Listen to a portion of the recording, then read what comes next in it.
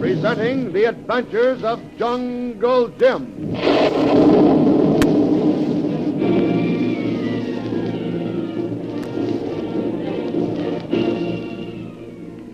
The Adventures of Jungle Jim are dramatized for radio from the full-color action strip to be found in the Comic Weekly, the big full-color comic supplement that comes to you each week with your Hearst Sunday newspaper. Last week, you remember, Jungle Jim and his boy Kolu were aboard the steamship Manchu, bound for the Borneo coast to run down that notorious pirate known as the Ghost of the Java Sea.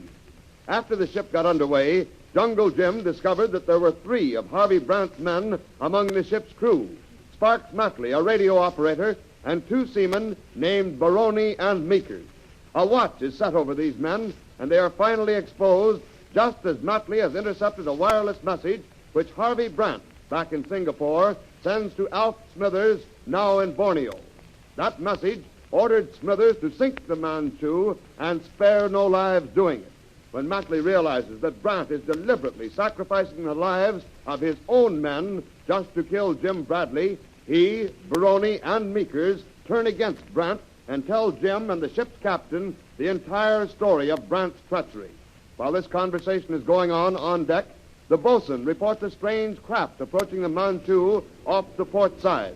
Suspecting a new development in Brant's plot, Jim instructs the captain to arm the crew and order all hands on deck.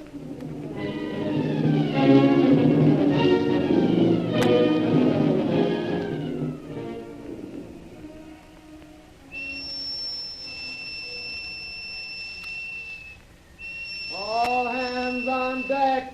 All hands on deck! All hands on deck! I don't know what Brant's little game may be. As a matter of fact, I don't know that it is Brant who's back of this. But in any case, it's good to be prepared. You're absolutely right, Mr. Bradley. There's no way of telling where he's going to strike next. Him like Cobra, Shanghai Lil send you. 8-2-1? The only difference is you get some warning before a Cobra strikes. I only hope Brant ends up the same way the Cobra did. In a box with his head shot off, eh, Mr. Bradley? Better tell you boys what it's all about, Captain. Okay, Mr. Bradley. Now listen, you men. You see that boat off the port side? Well, we don't know who's aboard her or what they're out to do. But whatever their game is, they're not going to get away with it. I want you to keep on your toes, all of you. All right, pass the word to the bridge to heave to. At that, Mr. Bradley, I don't think we've got a lot to worry about. This isn't the first small boat we've sighted since we left Singapore, you know. Not first small boat, but first one which tried to make signal to us. This is trick of Harvey Brant's, all right. Kolu knows it. Oh, for that matter, the whole thing may be a trick. Matley's confession and all. I've told you the truth, sir, and you'd better believe me, or we'll all end up in Davy Jones' locker. All right, Matley. But if you're double-crossing us... Look, Tuan. Man in bow of small boat waving his arms. There are 7, 8, 9. There are a dozen others on board. These seems to be mighty well men for a size. Yes, and they're heading toward us. Don't let them do it, Captain. Don't let them do it, I tell you. They'll come aboard and scuttle us. They'll open your sea valves and... Don't lose your head, Matley. If they're fools enough to start anything, we'll finish it for them. But don't you see, Mr. Bradley, it's just like I told you. We're supposed to be waiting for them, Baroni and Meekers and me. And once they get aboard, they'll... We'll take care of them. Hey, George, what was that? An explosion. It almost lifted her right out of the water. Stand by! Command the motorboat! You aren't aiming to rescue them, are you, Captain? We've got to save them. It's the law of the sea. You're sticking your head in a noose. That's what you're doing. Why, if you want a little advice from me, leave them to the sharks. Don't be a fool, Matley. Get that boat over the side, Captain. Swing out the motorboat!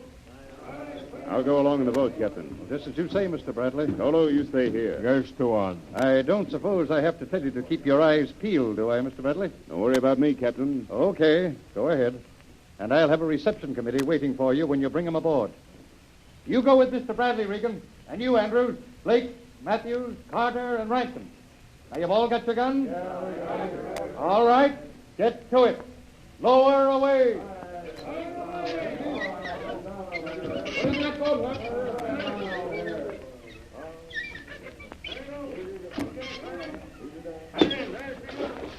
Are the falls clear? Aye, sir. Start your motor, Rankin.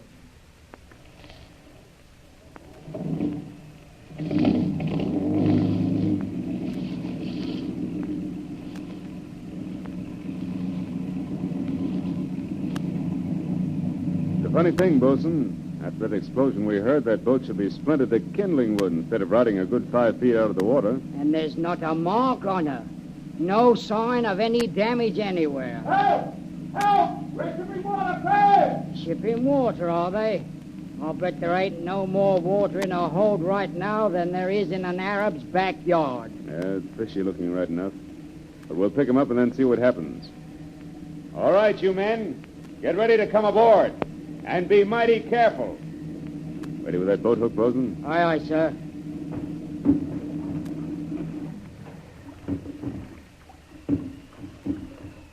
All right. One at a time. And stand facing the bow. You see this gun? Well, if one of you make a false move, he won't live to make another. All right, step lively, step lively. This ain't no funeral. You never can tell when it's going to develop into one. Well, that seems to be all of them, Bosun. And I guess we can be going, sir. Wait a minute. I've got an idea. I want you to put 2 of your men aboard that boat and leave them there. We'll pick them up later. Just as you say, sir. Now get aboard there, Blake. And you, Rankin. Oh, that ain't hardly fair, Mr. Bradley. Leaving us aboard a sinking ship in the middle of the ocean. I wouldn't worry about the ship sinking, Rankin. Take my word for it, she's as sound as a Manchu. And you can take Mr. Bradley's word, Rankin. I've never known him to be wrong yet. Thank you, Bosun. Oh, by the way, while I keep our guests covered, will you just sort of frisk them? With the greatest of pleasure, sir. Keep facing the way you are, you men, and keep your hands up.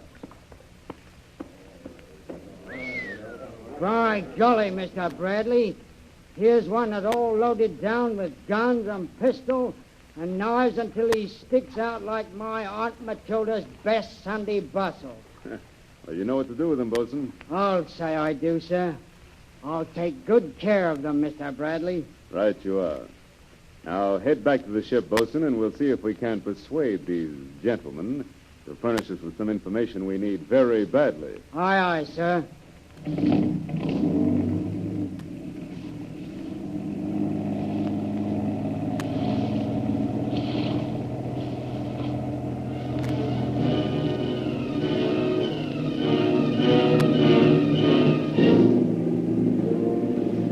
On board the Manchu, the captain watches the motorboat as it comes alongside. It's made fast to the lines which swing from the davits and hauled up to the deck where the captain awaits them. With Jim and Kolu, the men from the little boat stand in a sullen group. Nice work, Mr. Bradley. Our job's only half done, Captain. We still have to see if we can't get these gentlemen to give us a little active cooperation. Well, it's little help you'll get from the likes of them. They're a murderous-looking bunch of cutthroats.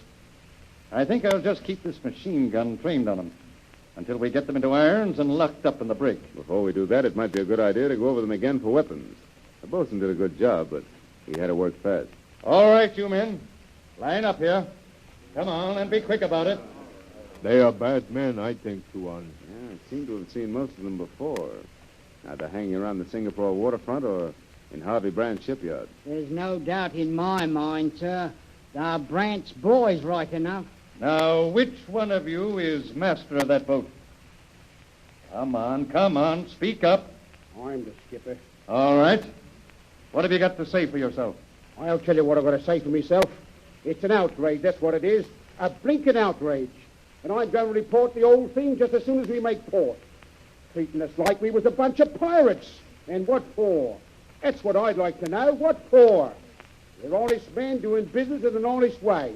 And just because my fuel tank blows up, I have to signal you for help. I beg your pardon, my friend. Do you know a man called Harvey Brandt? Never heard of him. But you're going to hear plenty more from me before this thing blows over. You ain't got no call to do a I thing. think you better tell them to bring Matley out here, Captain. Matley? You heard him, Whiskers. You ain't hard of hearing. All right. Bring Matley out. Now, Captain Smith, perhaps we'll find out something. Well, I'm a monkey's uncle, if it ain't old Foggy Smith. You know him, do you, Matley? I'll say I do. He's the gent who was supposed to scuttle the Manchu and feed me and Minkers and Baroni to the fishes. To say nothing of the rest of us. Well, Captain Smith, perhaps you know now why the reception we gave you wasn't quite as cordial as you might have liked to have it. Oh, you coughed us up, eh, Matley? You know what happens to men who double-cross Harvey Brant, don't you? It seems to me, Captain Smith, that you're in no position to make threats. I'm in a better position than you think. Oh, you Look out, Bradley. He's got a knife. Drop it, Smith. Drop it before I plug you. No, you won't plug me. Not when I've got your Mr. Jungle Jim as a shield, you won't. Because if you take a shot at me, you'll get him first. Now, don't get nervous, Bradley. I'm not sticking this knife into you.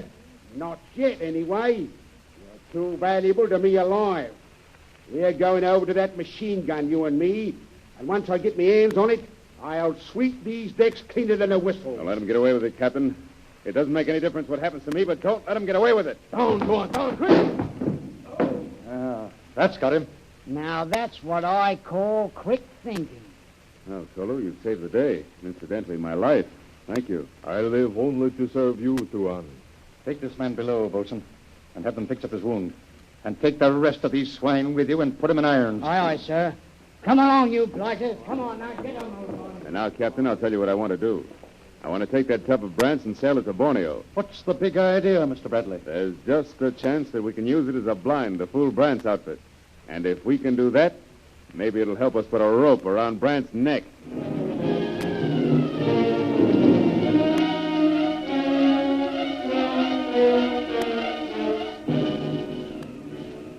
Midnight in Borneo. In a carefully camouflaged radio shack, Alf Smithers, one of Brant's most trusted lieutenants, sits with Limpy, one of his henchmen. Well, what's the matter, Limpy? Can't you get anything? Nah, not a peep out of the Manchu. Twist them knobs some more. I've been twisting them till I got calluses all over my fingers. I wish I could operate that set. I'd get someplace with it. Yeah, that's what you think. But if what I've got figured out is right... All right, Croker. Let's hear it. Well, I'll bet you all the tea in China that Smith gummed up his job. I'll bet you he didn't take the Manchu. No, I bet the captain got wise to Matley and tossed him overboard. That means there's no wireless operator aboard. And that's why we can't raise him. Yeah, what a cheerful bird you are. Well, even if he did gum it up, that won't bother Harvey Brant. Harvey didn't have much faith in Smith anyhow. He's counting on me to do the job. And Harvey knows that I won't fall down on it. Oh, you better not. Not if you want to stay healthy. What's that? The Manchu? Manchu nothing. That's Brant's station. Hey, keep quiet while I get it. Yeah.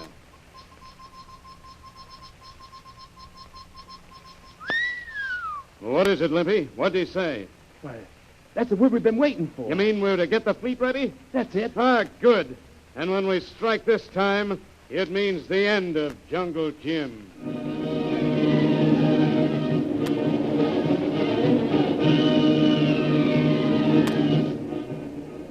What is this mysterious fleet Smithers spoke about? Will it do its job and sink the Manchu? And if they do strike, will Jungle Jim and Kolu be aboard the small sloop?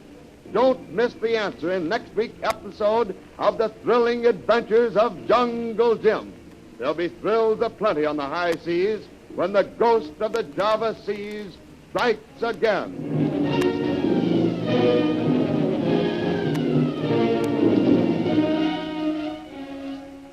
The Adventures of Jungle Jim are dramatized from the full-color action pictures to be found in the Comic Weekly, the big comic supplement distributed each week with your Hearst Sunday newspaper. The world's greatest array of humor and adventure, together with all the famous characters who live in the world of full-color action pictures, are to be found in the Comic Weekly. Follow the humorous adventures of Jiggs and Maggie, of Barney Google, the Little King, Toots and Casper, as well as the thrilling adventures of Flash Gordon and Jungle Jim. They're all waiting for you in your copy of next Sunday's Comic Weekly with your Hearst newspaper. And remember, next week, same time, same station, for further thrilling radio adventures of Jungle Jim.